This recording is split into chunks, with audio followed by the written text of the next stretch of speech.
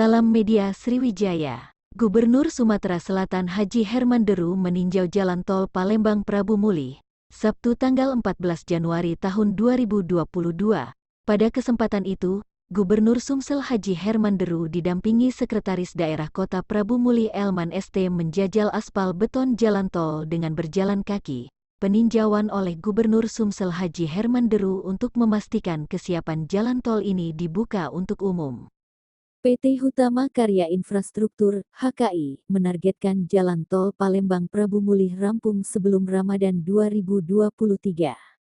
Target pembangunan infrastruktur jalan tol Palembang Prabu Mulih tepatnya di ruas Simpang Indralaya Prabu Mulih pada Ramadan 2023 tersebut untuk mendukung arus mudik Lebaran nanti.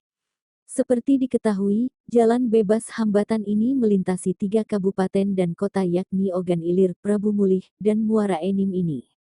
Keberadaan jalan tol Palembang Prabu Mulih dapat mempersingkat waktu tempuh warga hingga 50% dari sebelumnya. Sebab hanya butuh waktu 1 jam saja dari Indralaya ke Prabu Mulih nanti, jika jalan tol sudah selesai dan dibuka untuk umum. Targetnya Lebaran itu sudah baca untuk arus mudik lah. Uji coba dulu Pak, gratis Pak? Ya gratis lah. Dengan.